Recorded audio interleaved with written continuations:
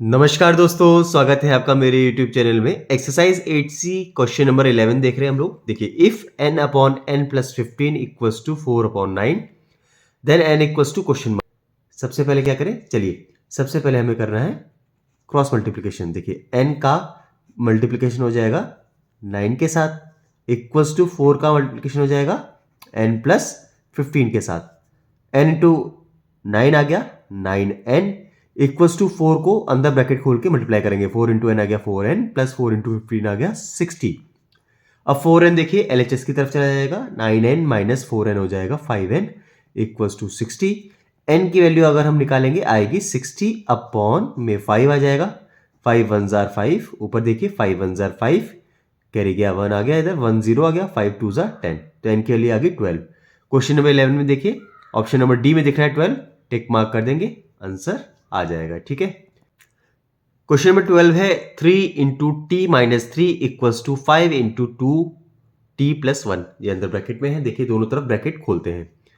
3 into T आ गया 3t, minus 3 into 3 आ गया 9 equals to 5 into 2t, यानी हो गया 10t प्लस 5 इंटू 1 आ गया 5। अब देखिए एक काम करते हैं, t वालों को एक तरफ ले लेते हैं, 3t ऐसा ही आ जाएगा। 10t जब इक्वल्स टू को LHS की तरफ आ जाएगा तो हो जाएगा माइनस का 10t, इक्वल्स टू माइनस का 9 है, जब इक्वल्स टू के राइट हैंड साइड में जाएगा तो हो जाएगा प्लस का 9 प्लस 5। ठीक है, 3t माइनस 10t, एक साइन पॉजिटिव का एक साइन नेगेटिव का सब्ट्रैक्शन होगा। 10 माइनस 3 आता है 7t हो गया, बड़े नंबर पे नेगेटिव का sign, negative 7t equals to 9 plus 5 आ गया 14। अब देखिए t इक्वल्स टू क्या हो जाएगा 14 अपॉन माइनस 7, कैंसिल करते हैं इसे, 7 1 जा 7, 7 2 जा 14 और नेगेटिव का साइन ऊपर आ जाएगा, t की वैल्यू आ गई -2। क्वेश्चन नंबर 12 में देखिए ऑप्शन नंबर ए -2 है, टिक मार्क कर देंगे, आ जाएगा आंसर। ठीक है, क्वेश्चन नंबर 13 है 4/5 of a number is greater than 3/4 of the number by 4, the number is. किसी नंबर का 4/5, ठीक है, 4/5 मतलब क्या हुआ 4 अपॉन 5, नंबर मान लेते हैं अगर x है, 4/5 of a number is greater than, अभी यहां पर कुछ नहीं लिखते, रुकिए, 3/4 ऑफ द नंबर। अब 3/4 मतलब क्या हुआ 3/4x। देखिए 4/5 of a number is greater than 3/4 of the number by 4। अब देखिए जो एक की वैल्यू है ना दूसरे से 4 ज्यादा है, यानी किसकी ज्यादा है, 4/5 of a number is greater than 3/4 of the number by 4। तो ज्यादा किसकी है वैल्यू, ज्यादा है इसकी। अगर हम इसमें 4 ऐड कर रहे हैं तो ये इसकी वैल्यू जाहिर सी बात है 3/4 से ज्यादा होगी। ठीक है, अब इसे सॉल्व कर लेते हैं। ये हमने लैंग्वेज में, सबसे पहले लैंग्वेज से इक्वेशन बनाना सबसे टिपिकल काम होता है, इसके बाद बहुत ईजी हो जाता है। अब ये आ गया 4x upon 5 equals to 3x upon 4। अब देखिए क्रॉस मल्टीप्लाई हो जाएगा इसमें, 4 नीचे आ गया प्लस 4 इंटू 4 आ गया 16, क्रॉस मल्टीप्लाई करते हैं, 4 इंटू 4 आ गया 16x इक्वल्स टू 5 इंटू 3 आ गया 15x प्लस 5 इंटू 16 आ गया 80। 15x जब LHS की तरफ जाएगा तो हो जाएगा माइनस का 15x इक्वल्स टू 80, ये आ गया x इक्वल्स टू 80। ठीक है, ये हमारा आंसर आ गया। ऑप्शन में अगर हम देखते हैं क्वेश्चन नंबर 13 के ऑप्शन में सी, टिक मार्क कर देंगे, 80 आंसर आ जाएगा। ठीक, नेक्स्ट क्वेश्चन देखते हैं। क्वेश्चन नंबर 14 है the ages of A and B are in the ratio 5:7। देखिए ए की जो एज है और बी की जो एज है उसका जो रेशियो है वो हमें गिवन है 5:7। तो एक काम करते हैं, ए की एज मान लेते हैं 5x और बी की एज मान लेते हैं 7x। ठीक है, 4 years from now the ratio of their edges will be 3/4। ठीक है, अच्छा 4 ईयर हेंस ए की एज क्या हो जाएगी, ए की एज हो जाएगी जो प्रेजेंट पे है उससे +4 ज्यादा, और बी की एज क्या हो जाएगी जो प्रेजेंट पे है उससे +4 ज्यादा। ठीक है, 4 ईयर बाद इन लोग की एज ये होगी, ए की एज 5x + 4 होगी, बी की 7x + 4 होगी, और उनका रेशियो क्या है क्वेश्चन में गिवन है, बोल रहा है कि उनका जो रेशियो है 4 ईयर बाद 3/4 हो जाएगा एज का। तो ये आ जाएगा 5x + 4 upon 7x + 4 equals to 3/4। Equation बन गई, काम हमारा खत्म हो गया। अब सबसे पहले इसे कर लेते हैं क्रॉस मल्टीप्लाई। 4 इंटू 5 आ गया 20x प्लस 4 इंटू 4 आ गया 16 इक्वल्स टू 3 इंटू 7 आ गया 21x प्लस 3 इंटू 4 आ गया 12। ठीक है, 12 को ले लेते हैं LHS की तरफ, ये आ जाएगा 16 minus 12 equals to 21x, 20x को ले लेते हैं RHS पे, ये आ गया 4 इक्वल्स टू x, यानी x की वैल्यू आ गई हमारी 4। तो क्या ये आंसर है? ये आंसर नहीं है ना। क्वेश्चन में क्या बोल रहा है? प्रेजेंट एज ऑफ b हमें फाइंड आउट करनी है। b की एज क्या है? 7x है, ठीक है ना। तो 7x, x की वैल्यू हमें फाइंड आउट पता चल चुकी है, 4 है, तो यह b की एज आ गई 7 इंटू 4 यानी 28। क्वेश्चन नंबर 4 का आंसर आ गया 28, बी में टिक मार्क कर देंगे। क्वेश्चन नंबर 15 है the base of N isosceles triangle is 6 centimetre. देखिए आइसोसेलेस ट्रायंगल क्या होता है? सबसे पहले तो ये ट्रायंगल हो गया, ठीक है।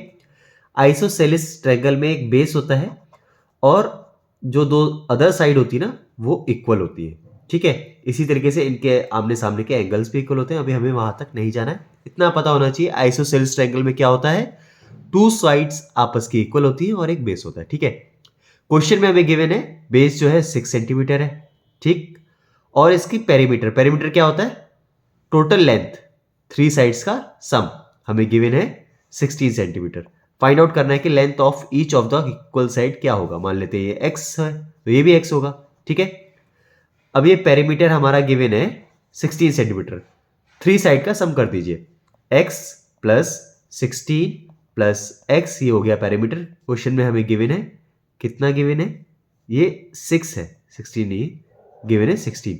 ये आ गया 2x प्लस 6 इक्वल्स टू 16, यानी 2x इक्वल्स टू 10 और x की वैल्यू आ गई 5। x क्या था? हमारी वही साइड थी तो दोनों की साइड आ गई 5। क्वेश्चन नंबर 15 का आंसर आ गया 5, बी में टिक मार्क कर देंगे, ठीक है। क्वेश्चन नंबर 16 देखते हैं। 16 है, देखिए क्वेश्चन नंबर 16 है the sum of 3 consecutive integer is 51। अगर एक इंटीजर है x तो कॉन्जिक्यूटिव मतलब क्या होता है? इसमें +1, इसके अगला कॉन्जिक्यूटिव इंटीजर क्या होगा? +2, ठीक है। एक तो आ गया x, एक आ गया x +1, एक आ गया x +2। इन तीनों का जो सम है वो क्वेश्चन में गिवन है 51 है। इक्वेशन बन गई, सॉल्व करते हैं। x प्लस एक्स आ गया 2x प्लस x आ गया 3x प्लस 2 + 1 आ गया 3 इक्वल्स टू 51। 3x की वैल्यू क्या आ गई? 51 माइनस 3 यानी 48 और x की वैल्यू हमारी निकल कर आ गई 16। क्या ये आंसर है? ये आंसर नहीं है।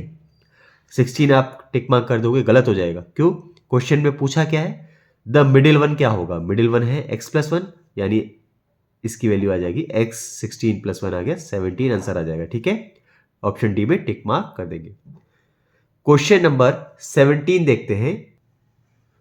क्वेश्चन नंबर 17 है the sum of 2 numbers is 95। अगर एक नंबर x है तो दूसरा नंबर क्या होगा? 95 माइनस x, क्योंकि दोनों नंबर का सम हमें क्या गिवन है? 95 गिवन है। If one exceeds the other by 15, अगर एक की जो वैल्यू है वो दूसरे से 15 ज्यादा है।